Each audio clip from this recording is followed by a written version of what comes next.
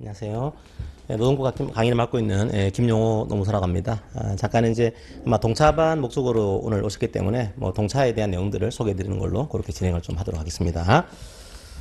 저는 지금 노무사 일을 하고 있는 그런 노무사고요. 이제 학교에서 강의도 하고 있고 뭐 이런 노무사로 이해하시고서 들으시면 되겠습니다. 자, 그러면 이제 2차 노동법에 대한 기본적인 내용들, 범위라든지 이런 나오는 형태들, 그것들을 제가 설명을 좀 드리도록 하겠습니다. 이제 아마 여러분들이 노동법 1이 올해 상당히 어려웠죠. 문제가. 사실은 이제 문제가 어려웠다기보다도, 1차 문제가 조금 지저분하게 나왔어요, 저 때는. 무슨 말인가 하면 아주 난이도가 높은 판례 같은 것들을 약간 엮어서 생각하는 그런 문제라기보다도 이제 시행령이라든지 시행규칙이라든지 혹은 최근에 개정된 뭐 미수과에 대한 것들도 원래 이제 법률까지는 보통 내는데 시행규칙은 잘 안 내거든요. 근데 올해는 시행규칙까지 끄집어와가지고 이게 냈기 때문에 1차는 약간 그런 측면들이 있습니다. 이게 1차는 기본적으로는 조금 수험생들을 떨어뜨리기 위한 목적이 있다 보니까 조금 잘 공부하지 않은 파트들 그런 것들을 억지로 끄집어와가지고 내는 형태가 있어요. 그러니까 1차는 오히려 공부하기가 쉽지가 않습니다. 생각보다는. 물론 이제 60점이라고 하는 그게 있다 보니까 합격은 뭐 할 수 있지만 조금 힘든 파트긴 하죠. 넓게 봐야 되는, 하지만 얕게 보는 파트라서 좀 그렇지만 2차 같은 경우는 반대입니다. 2차는 오히려 쟁점이 있어요. 그래서 쟁점이 있다 보니까 쟁점을 깊게 파고 들어가지고 이걸 썰어 푸는 파트 그런 거라서 1차하고는 흐름들이 완전히 다를 수 있다고 하는 거. 그러니까 여러분들이 의외로 1차에 강한 분들이요, 2차를 못 보는 분들도 계세요. 예. 경우에 따라서는 1차를 아주 못 봤는데 2차를 또 잘하는 분도 계십니다. 이건 왜 그런가 하면 1차와 2차의 이 쟁점이라든지 흐름이 다르거든요. 그러니까 내가 강한 파트가 있어요. 그러니까 2차 같은 경우는 당장 법만 하더라도 범위가 확 줄어듭니다. 근로기준법이 한계가 있고 1차는 10개의 개별 법률들이 있었죠. 근데 2차 같은 경우는 근로기준법이 있고 나머지가 노동법 1의 범위에서는 3개로 줄어듭니다. 그래서 기간제법, 파견법, 산안법 이렇게 범위가 줄어들고 산안법은 나온 적이 없어요. 아직까지 2차에서는. 그러니까 뭔가 공부를 하라고 만들어 놓긴 했는데 뭐 문제를 내기에는 판례도 별로 없고 이게 내게 되면 거의 법률 중심의 문제를 해야 되는데 굳이 법률을 물어가지고 변별력을 삼기에는 좀 어려운 측면들이 있습니다. 그래서 산안법은 나와 있긴 하지만 거의가 아니에요. 나온 적이 없어요. 나온 적이 없다 보니까 산안법은 약간 공부를 안 하시더라도 큰 문제가 없는 파트고 근로기준법이 거의 압도적입니다. 많고요. 그 다음에 기간제법, 파견법에서 가끔씩 문제를 내고 있습니다. 비율로 따지면은, 근로기준법이 한 80% 나오는 거죠. 파견법, 기간제법에서 한 20% 정도 그렇게 포션을 차지하고 있다고 하는 거 이해하시고요. 자, 그 다음에, 하나가 빠져 있네요. 이게 그 산재보험법이 빠져 있습니다. 산재보험법. 산업재해보상보험법이 들어가 있습니다. 산재보험보상법도 거의 안 나와요. 거의 안 나오는데 나올 수는 있습니다. 이게 몇 년 전만 하더라도 산재법이 안 나오는 줄 알고 공부를 안 하는 친구들이 그 회식에 관한 문제를 낸 적이 있거든요. 그래서 회식에 대한 산재를 공부하는 친구들이 많이 없었어요. 그래서 이게 나왔기 때문에 당황스러워서 약간 시험을 망친 친구들이 있었거든요. 산재법은 나올 수 있다고 하는 거 그렇게 하시고 공부하실 때 근로기준법을 중심으로 그 다음에 기간제법, 회원법도 충분히 나올 수 있는 파트 그 다음에 산재보험법이 아주 드물게 나올 수 있다고 하는 거 그렇게 하시고 공부를 하시면 되겠습니다. 자, 노동법 2의 파트도 마찬가지입니다. 1차랑 시험 범위는 똑같아요. 일반 노동조합법, 교원노조법, 공무노조법, 근로자 참여법, 노동위원회법 이런 구조인데 지금까지 노동조합법을 제외한 나머지 법은 낸 적이 없어요. 2차에서는. 그러니까 그런가 하면 2차에서 이게 나오기 위해서는 충분히 판례가 좀 있어야 되고 그 다음에 여기에 대한 학자들 사이에 논쟁이 좀 있어야 되고요. 여기에 대한 비판도 있어야 되고 이런 구조인데 공무노조법, 교노조법은 거의 판례가 없습니다. 이게. 판례가 있다고 하더라도 너무 단편적이에요. 그래서 이게 썰을 풀기에는 좀 채점을 해가지고 변별력을 갖추기에는 좀 어려운 파트거든요. 그래서 실무적으로 중요하긴 한데 2차에서는 나오기가 좀 쉽지 않은 파트로 일하시면 되겠습니다. 그래서 이것들은 거의 안 나오는 파트고 경우에 따라서는 노사협의회 쪽은 노사협의회로 나오지 않고요. 노사협의회가 노동조합이랑 결합될 때가 많습니다. 그래서 혹시 노사협의회의 역할이 노조 역할을 할 수 있는 케이스 혹은 노사협의회의 그런 합의서가 단체비하게 되는 케이스 뭐 그런 식으로 해서 문제를 낼 수는 있습니다. 하지만 노사협의회 그 자체를 가지고 문제는 잘 되지는 않아요. 그래서 여러분들이 2차 공부하실 때도 거의 노동법 위에서는 노동조합법을 중심으로 거의 여기가 100%입니다. 아직까지는. 그래서 나오고 있으니까 요것들은 뭐 혹시나 불이타 때문에 보긴 하겠지만 뭐 거의 안 보는 파트로 이해하시고 공부를 하시면 되겠습니다. 자, 그럼 이게 어떻게 출제가 되는지 노동법에 대한 출제 경향을 좀 말씀을 드릴게요. 노동법은 이제 이렇게 됩니다. 1교시가 있고 2교시가 있어요. 그래서 1교시가 75분, 2교시가 75분 이렇게 나옵니다. 그리고 1교시의 문제가 두 문제인데요. 사실은 문제가 세 문제로 보셔야 됩니다. 어떤 케이스인가 하면 사례가 두 개가 나와요. 큰 사례 하나가 나오고 작은 사례 하나 나옵니다. 그래서 큰 사례가 50점, 작은 사례가 25점 그렇게 문제를 냅니다. 근데 잘 보시게 되면 큰 사례 50점 안에 사실은 사례가 두 개가 있습니다. 이게. 그러니까 큰 사례를 가지고 물어보는데 거기에 물음이 두 개가 나와요. 근데 잘 보시게 되면 두 개의 사례를 묶어둔 겁니다. 그래서 처음에는 A사가 갑에 대해서 이렇게 했다라고 해서 사례를 내게 되고 그 다음에 또 한 문제를 만들어야 되는데 만들 수가 없으니 이 한 사례 안에 엮어내는 거죠. 그런데 한편 이렇게 하면서 이제 C사는 다르게 했다. 뭐 이런 식의 문제를 낸단 말이에요. 그래서 주로 문제가 그렇게 문제 나오게 되고 그럼 한 사례가 50점, 다른 사례가 25점 이렇게 나옵니다. 50점짜리 문제는 말씀드렸지만 사례가 두 개가 있는 겁니다. 그래서 한 사례당 25점, 25점 이렇게 나올 때도 있고 약간 중요한 쟁점이긴 한데 좀 분량이 크지 않다 이런 게 나올 수가 있단 말이에요. 그런 것들은 20점으로 냅니다. 문제를. 그리고 좀 큰 사례는 30점 이렇게 나올 수도 있어요.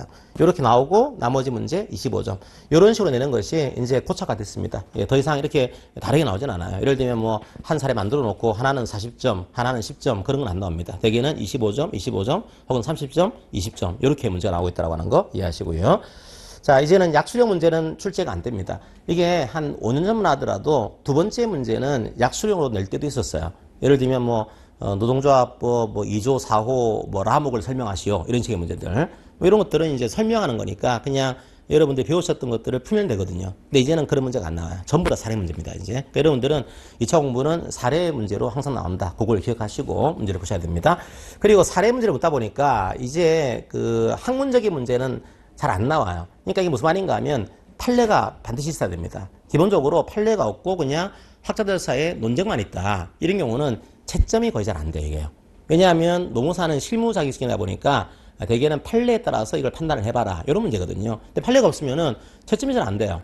이 판례에 따라 해석을 해야 되는데 판례가 없다 보니까 어떤 친구들은 A 학자 입장에 따라서 이런 식으로 해결을 해버리고 어떤 친구들은 B 학자 입장에 따라서 해결을 해버리고 너무 이제 중구난방입니다. 그것 때문에 판례의 결론이 나와 있는 것들 요걸 중심으로 문제를 내는 경우가 많다라고 하는 거 이렇게 하시고요. 그럼 여러분들이 2차례 공부할 때는 1차는 이제 농법도 보셨겠지만 거의 법률 문제였죠. 그죠? 거의 한 80%가 법률과 시행령, 시행규칙에서 문제를 내고 있습니다. 근데 2차 문제는 법률은 기본이고요, 이거는요. 항상 판례를 보셔야 됩니다. 자, 그렇게 되게 되면 판례가 크게 세 가지로 판례를 구분할 수 있습니다. 하나는 뭔가 하면은 아주 클래식한 판례들입니다. 그러니까 요거는 반드시 기억하셔야 돼요. 뭔가 하면은 요건 최신 판례는 아닌데 노동법을 공부하는 분들은 당연히 아셔야 되는 그러니까 너무 중요한 판례인 거죠. 뭐 지금 최신 판례는 아니더라도 기본적인 판례 이런 것들을 문제를 내는 구조고요.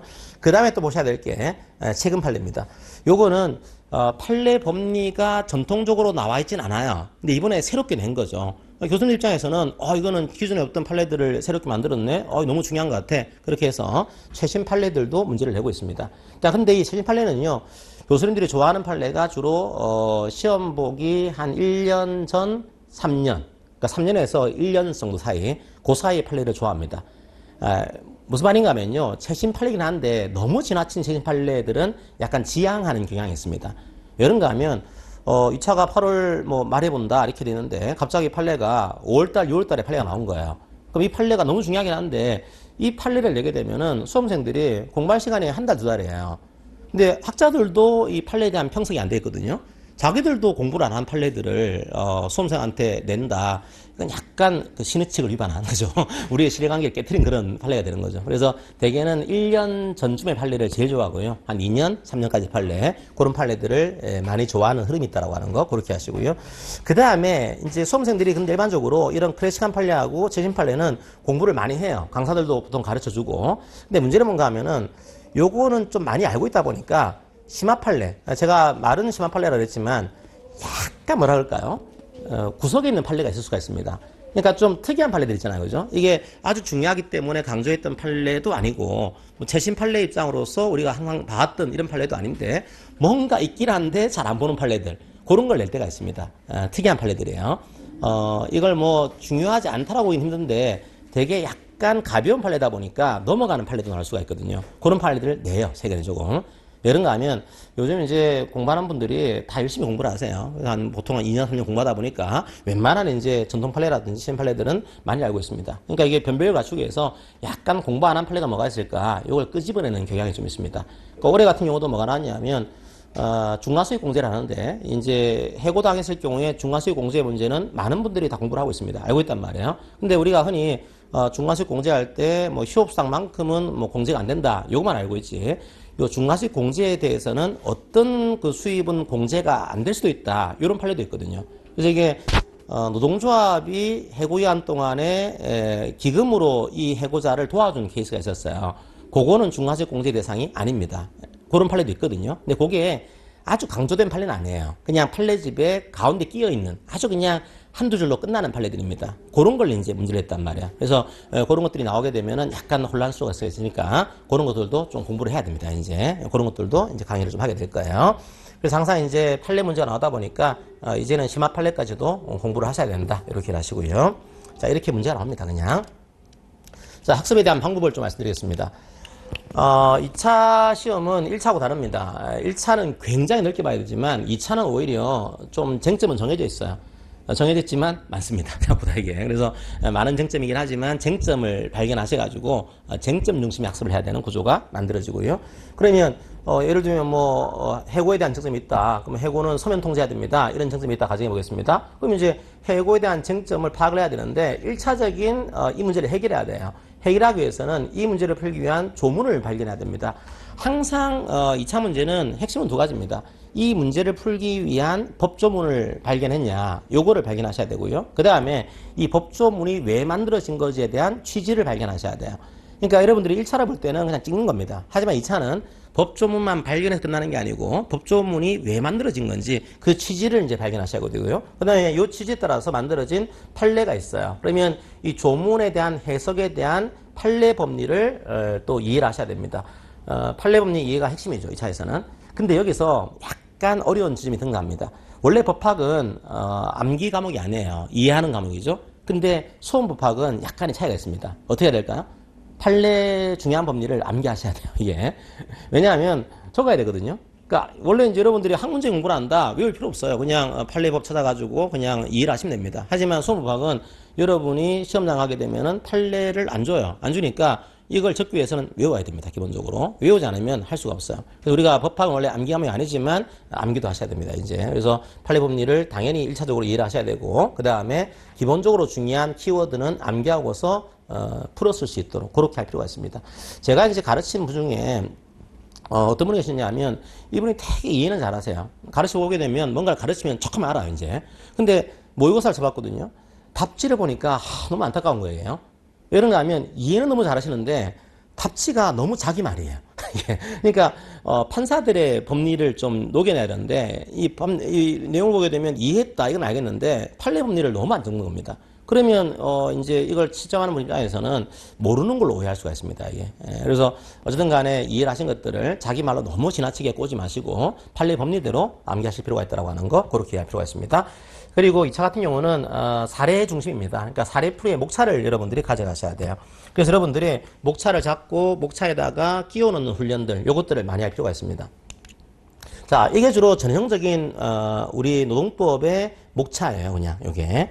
첫 번째가 문제의 소재. 그러니까 이제 이 해고는 효력이 있는지를 논해보세요 라고 하게 되면 이 해고의 효력을 묻고 있는데 이걸 왜 묻고 있는 거지? 라고 발견하셔야 됩니다. 보니까 해고 예고를 하지 않았네? 그럼 해고 예고를 하지 않은 해고는 효력이 있는 것인지 이게 문제가 된다. 이렇게 발견하셔야 되는 거죠. 그 다음에 뭐 해고의 서면 통지를 안 하게 되면 해고는 효력이 없죠. 그죠? 그러면 해고의 서면 통지를 사유를 이제 적어야 되는데 이런 식의 사유를 적는 것도 사유를 적은 것인가? 이런 게 문제가 되는 거죠. 그런 것들을 발견하셔야 돼요. 그래서 여러분들이 문제 소재는 아주 분량은 많지 않습니다. 많지 않은데 여기서 거의 끝납니다. 채점은요. 무슨 말인가 하면 문제의 소재를 보는 그 순간에 교수님이 알아요. 이분이 과연 시험 문제를 이해했냐, 이해하지 않았냐. 첫인상이 완전히 결정이 돼버립니다, 이게. 그래서, 만약에 문제 소재를 엉뚱하게 적게 되면은 DA를 좀 잘 적었다고 하더라도 잘 안 들어와요. 기본적으로 시청자들이. 그래서 여러분들이, 문제 소재가 핵심이다. 그렇게 하시고. 자, 문제 소재를 적을 때는 여러분들이 이 사례가 쭉 나온단 말이에요. 그 사례들에 대해서 쟁점을 적는 것이지 사례를 요약하는 게 아닙니다. 많은 분들이 이제 문제수를 걸 때 나왔던 사례들을 다시 정리를 해버려요. 정리할 필요가 없단 말이에요. 교수님이 사례를 알고 있으니까. 이 사례에 대한 문제가 뭐냐, 이걸 적는 훈련들 하셔야 됩니다. 그 다음에 이 문제를 풀기 위해서는 말씀드린 대로 두 가지를 발견하셔야 돼요. 첫 번째가 이 문제를 풀기 위한 법조문이 무엇인가, 이걸 발견하셔야 되고, 두 번째가 이 법조문이 왜 만들어진 것인지 그 취지를 적어줘야 됩니다. 1차에서는 취지가 안 중요해요. 취지를 알 필요가 없죠. 그냥 찍으면 되는 거니까. 근데 2차에서는 판례가 만들어지는 이유가 취지입니다. 그러니까 취지를 적어줘야지만 그 판례에 대한 흐름이 연결이 돼요. 그래서 여러분들이 법조문을 발견하시고 이 법에 대한 기본적인 취지가 뭔지, 우리 판례가 얘기한 부분이 있으면 그걸 적으시고요. 그 다음에 이 법에 대한 판례 법리를 적는 겁니다. 아, 이건 이렇게 해석을 해야 되는 거구나. 이렇게 판례 법리를 적어야 되는 구조로 만들어집니다. 학설은요. 학설은 보통 최근의 시험 경향은 배점이 잘 안 됩니다. 예. 학설은 그냥 이 사례를 풀기 위한 내용이 아니고 학문적인 영역이거든요. 그래서 학설은 뭐 굳이 이렇게 적을 필요는 없지만 개인적으로는 중요한 판례 같은 경우는 학설을 가볍게 그냥. 이건 왜 그런가 하면 학설이 배점이 안 될 수가 있는데 그냥 교수님한테 어필하는 거예요. 그냥 이게 판례 법리를 내기 위해서 내가 학설을 공부했다. 그러니까 나 좀 잘 봐줘, 이런 거죠. 이게 일종의. 그러니까 왜냐하면 교수님들도 인간이다 보니까 공부를 많이 하는 친구와 그렇지 않은 친구 사이에서의 약간의 차이가 발생해요. 그래서 학설은 그냥 배점 차원에서 내는 게 아니고 내가 공부를 좀 했다, 이걸 보여주기 위한 차원도 있다 보니까 학설을 가볍게라도 적어주는 것은 나쁘진 않습니다. 뭐 감점은 안 되고요. 배점이 안 될 수도 있지만 배점이 될 수도 있다 보니까 그러니까 약간 좋은 인상들 그런 걸 위해서 학설이 있으면 그건 가볍게. 근데 요거는 이제 점수에 큰 영향은 없다라고 하는 거 그렇게 하시고요. 그럼 요걸 이유로 해서 사안 검토를 해야 됩니다. 그러니까 이 문제를 이 판례에 비춰봤더니 이 해고는 정당하다, 이 해고는 효력이 있다. 그렇게 이 문제에 대한 해결하는 거죠. 그러니까 원래는 이제 해결하는 게 목적이죠. 그 사안 검토가 이제 핵심이 되는 구조입니다. 그리고 마지막에는 결론. 물어본 내용에 대해서 그렇다면 이 해고는 해고를 서면 통지를 하지 않았기 때문에 해고는 효력이 없다. 결론을 만들어낸 파트입니다. 그래서 굳이 따지면은요. 이게 25점짜리 문제라고 한다면 뭐 이런 식으로 이게 예를 들면 한 10점, 10점 이렇게 나올 때가 있고 뭐 3점, 2점 그런 식으로 무슨 제가 말씀드리는가 하면 핵심은 어쨌든 간에 이제 법리하고 사안 적용하는 겁니다. 검토하는 거예요. 그러니까 최근의 시험 경향이 쟁점과 사안 검토의 파트를 점수를 그렇게 많이 차이를 주고 있지는 않습니다. 그러니까 예를 들면 여기가 한 12점, 여기는 한 8점. 이렇게 할 수는 있어요. 이렇게 할 수는 있어요. 근데 이렇게 하지는 않습니다. 얘는 한 뭐 15점, 얘는 한 5점. 이런 거 많지는 않아요. 그러니까 실제로는 법리가 중요하긴 한데 최근에 했던 법학의 여러분들이 좀 쟁점을 풀기 위한 법학이다 보니까 사안 검토에 대한 비중이 큽니다. 그래서 이 사안 검토가 약간 적게 나온다고 하더라도 반드시 적어줘야 되는 그런 파트로 자 이해하시면 되겠습니다. 자, 그렇게 해서 여러분들이 항상 그냥 뭔가 사례를 발견하시면은 이게 법조문이 뭘까? 이걸 적으시면 되고 판례가 뭘까? 이걸 적으시면 돼요. 그래서 주로 이제 2번 같은 경우에는 그 목차가 떠오르지 않으시면은 그냥 뭐 이제 법과 법조문 뭐 판례 이렇게 해서 관계없어요. 이거는요. 근데 이렇게 하기엔 좀 그러니까 이제 다른 식의 제목을 붙이는 거지. 사실은 2번은 법조문하고 판례를 적는 파트로 이해를 하시고 공부를 하시면 되겠습니다. 자, 그래서 이제 여러분 동사반이기 때문에 뭐 어떻게 해야 될까 시간은 별로 없고 쟁점을 다 설명을 또 하기에는 또 시간이 부족하고 어쨌든 제가 볼 때는 시험 보는 게 제일 좋거든요. 그러니까 시험 보기 위한 준비를 일단 하셔야 됩니다. 그걸 위해서 그냥 사례 연습을 할 거예요, 그냥. 아마 여러분들 1차만 보신 분들은 아직 사례를 풀기에는 약간 내공이 부족한 거 맞아요. 맞긴 한데 제가 저한테 1차를 들으신 분들은 그 1차 할 때부터 제가 판례를 많이 훈련을 했기 때문에 따라올 수는 있을 겁니다, 이게. 그래서 커리큘럼은 그냥 사례 풀이를 가지고 하는 것으로 그렇게 강의를 할 거고요. 제가 사례 연습을 가지고 이게 GS 우리 노동법 2기에서 쓰는 사례 연습집입니다. 그래서 사례 연습집을 그냥 푸는 것으로 그렇게 강의를 진행을 할 생각입니다. 진도별로 맞춰가지고 이제 하게 되고요. 쟁점 중심으로 되어 있다 보니까 쟁점을 중심으로 강의를 하는데 약간 중요한 쟁점은 여러분들 입장에서는 좀 찍을 수밖에 없죠. 문제로서는. 그러니까 좀 오랫동안 공부했던 분들은 좀 상세히 다 봐야 되는데 여러분들 아직 그럴 시간까지는 없으니까 전체 사례를 훑어보되 아주 중요한 쟁점을 좀 상세히 보는 것으로 뭐 그렇게 해서 강의를 진행할 생각입니다. 그리고 여러분들이 2차는 무조건 좀 써봐야 되거든요. 이게 그래서 모의고사를 강의 전에 좀 실시하는 걸로 그게 모의고사를 어떻게 할지는 좀 고민해 보겠습니다. 이게 뭐 매번 하기 힘들 거고 약간 텀을 둬가지고 모의고사를 실시하는 것으로 그렇게 해서 한번 여러분들이 적고 채점을 해보는 식으로 그렇게 한번 해보도록 하겠습니다. 자, 그렇게 사례 중심으로 공부를 하신다 이해하시면 되겠습니다. 자, 그렇게 해서 여러분들의 동사반은 제가 주로 판례와 사례 중심으로 학습하는 시간을 가진다. 이렇게 이해하시면 되겠습니다. 뭐, 어쨌든 1차를 합격하신 분들이 많이 오실 테니까, 어쨌든 이 시기를 그냥 내버리지 마시고요. 공부 열심히 하시면은 또 모릅니다, 확실히. 이왕이면 이제 다음번을 준비하기 위한 빌드업이다. 이렇게 하지 마시고 합격을 해보자. 이런 마음가짐으로 한 석 달 정도도 공부를 해보시기를 바랍니다. 어쨌든 뭐, 좋은 결과 있길 바랍니다. 마치겠습니다. 감사합니다.